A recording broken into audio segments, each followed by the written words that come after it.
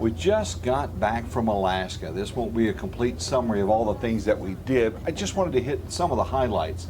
First of all, 38 of us flew out in mid-August to escape Oklahoma's triple-digit heat to arrive in Seattle.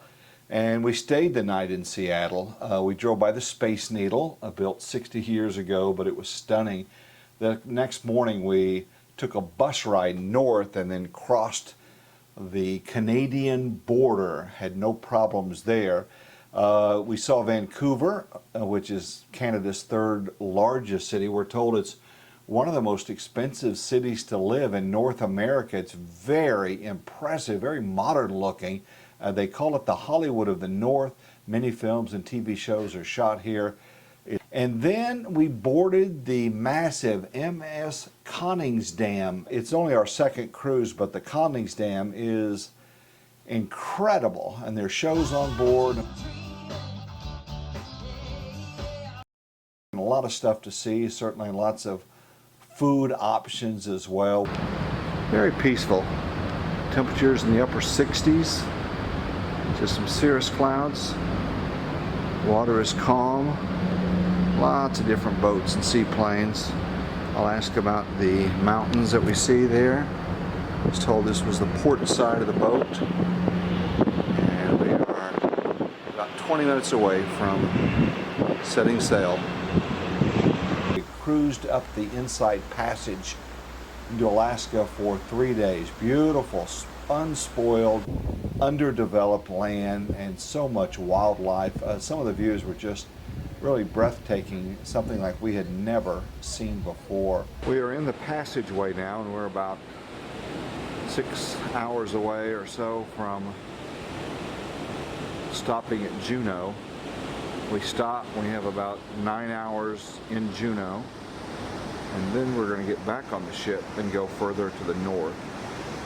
This is the closest we've been to land. Some of the mountain peaks have had snow on it, but we're seeing a lot of trees and greenery, and it's beautiful. Some folks have seen some dolphins, and some have said they saw a whale. We haven't seen any of that yet, but we know that we will. While on land in Alaska, which, by the way, we were told is twice the size of Texas, we saw more trees and flowers than we really even expected. It's clean, it's beautiful, and unmolested. And it's just a glimpse of nature that is incredible. We did go at the perfect time of year. The season was kind of winding down.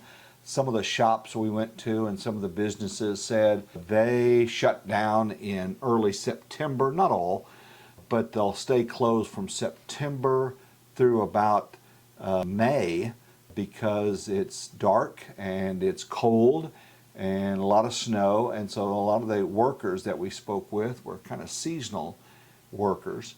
We spent time in Juneau, the little capital of Alaska. It's smaller than what you'd expect.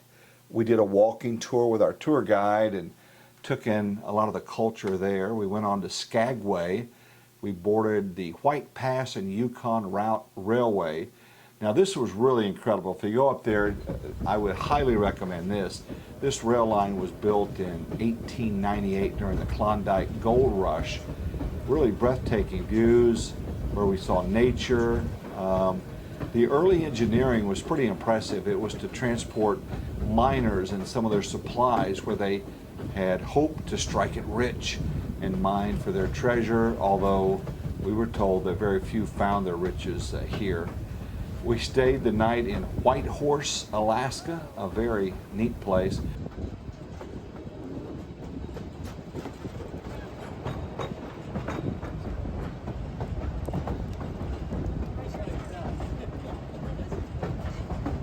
Let me talk a little bit about our bus driver.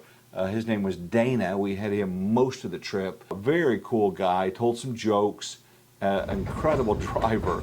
You know, you could do all this by yourself, but I don't think you'd cover as much land and do nearly as much as what we were able to do because of the logistics they had worked out. You're going to go to this place at this time, then you're going to have downtime, and then we've got a museum, we're going there. And so we did a lot of stuff as a group that I know we wouldn't have been able to do it all in 2 weeks had we booked all this ourselves.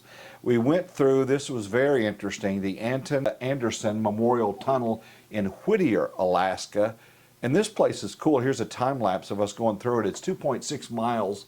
It's the second longest tunnel in North America. And you kind of have to wait your turn. It's only a one-way tunnel, which, by the way, we share with a train. So they let it go in one direction, and then once that's cleared, about a half hour later, people in the other direction get to go through the tunnel. And it's kind of interesting in that the cars and buses drive over the railroad track. So there's just a narrow lane there. It was built for military purposes in the early day, but it's opened up and it's very neat. I really do like group travel. I think holiday vacations, which did ours, was very well organized. There's tour guides that you wouldn't have otherwise, and had a lot of fun. And quite frankly, just traveling with this group of people was probably even more amazing. We met so many wonderful people. They took care of our big suitcases instead of lugging those around. You know, they put them outside your door when they get them off the plane or the bus or the boat, and you go into your hotel room, and a couple hours later they're sitting out in front.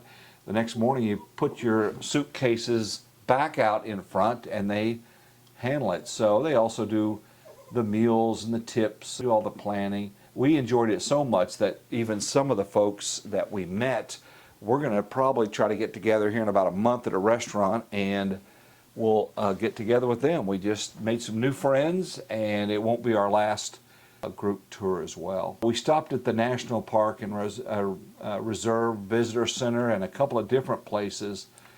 Just incredible. We went to Tok, Alaska. While heading to Fairbanks, we stopped at the Santa Claus house in the city of North Pole, and that was very interesting and fascinating. The whole town decorated up like Christmas year-round for the tourists, and it was fun. We had a huge salmon bake over a big open fire with the folks there. We stayed a couple of nights in Fairbanks. We went to Gold Dredge 8, where we rode a tram and saw and heard how the early day gold was harvested and the advancements and how they were so innovative in getting gold all out of the ground. And then we got a chance to pan for gold. They give you a little bag of dirt, and there's a little thing of water, and they show you how to pan for it. Didn't expect anything, but between Joanna and myself, we made $22 combined. There was somebody in our group that made 50 bucks. But you don't go there to make the money, you go there for the experience. It was great. Then they had a little jewelry area where you can have your gold flakes made into, poured into a little necklace or earrings or a paperweight or cufflinks. So that was a lot of fun. We saw and then we heard about the Alaska pipeline. There was a gentleman there that knew all about it and was answering questions, and learned about the permafrost, which most of the people there had never heard of before, and how it impacted, the pipeline, the roads, the plant life, and everything there. We took a huge riverboat ride on the Riverboat Discovery 3 along the Kena River, where we saw lots of demonstrations. It was neat. They had people on the shore that had wireless mics, and the guy on the boat, he was probing them with questions. We'd stop long enough and they would talk about, what they harvested as far as skin and animals to eat and to make clothing out of. And we saw a float plane that landed right by our big river boat, and he was talking live to the pilot of the boat, and he explained how some areas weren't accessible by any other way other than boat and airplane. Then we stopped at a working dog sled demonstration, and then it was really interesting to hear about the dogs. They are amazing athletes, very well disciplined and loved on. They're treated like royalty up there. And then 4 at a time, we got to ride on a training sled kind of thing, where the dogs eagerly kind of pulled around a little small track faster than you'd expect. But the dogs were so excited they couldn't wait to to get their turn to pull this little makeshift sled. A driver of an Iditarod, the driver, he was a Iditarod competitor, and he used these verbal commands to guide the dogs. It was pretty impressive.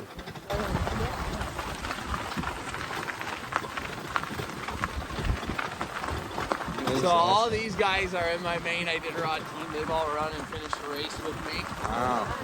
This is a good way to keep them all moving. Where are you folks all from? Oklahoma. All right. Yeah. Not too many Iditarod. No, hang on tight here, guys. Lean right. Woo! So is this your team you'll have this year? Yeah, this is 10 of them. Iditarod all have 16 running all at once. Wow. We drove to Denali National Park. We were really excited and hoping to see a lot of animals there, and we did. We saw a mama bear, a grizzly bear, and her 2 cubs, and then about an hour later we saw another separate area, another mama bear with 2 cubs. So in total 6 bears, a lot of caribou, Dall sheep, which kind of dot the mountaintops, a fox that was just walking down the road carrying a squirrel in his mouth, eagles, and a lot of other stuff. It was very neat in Denali. So the hope was we'd get to see the top of the highest mountain in North America. It's 20,310 feet, I believe, and they even sold t-shirts, and I'm a member of the 30% club because only about 30% of the people that go to witness the top of Denali get to see it. Why? Because the top of the mountain is obscured by clouds a lot of the time. But it was a rare occurrence, and we did get to see the top of Denali, and it was just breathtaking. It was really fun to see that, something we won't ever forget. Now, I've left out some of the details, and some of the pictures I'm using were taken from our Facebook group. We created one so others can share their images, but gosh, we got to saw glaciers. The biggest one, the closest one, was something called the Harvard Glacier, and the guy who drove right up to it. It was pretty incredible, and we did get to see that, and it was something I'll never forget as well. So that's kind of a brief little summary of our trip to Alaska, a couple of days away from the Oklahoma heat, to see things that we had never seen, and Joanne and I had this on our bucket list for about 30 years. So glad we did it, and had a good time with holiday vacations. It will not be the last time we do group travel.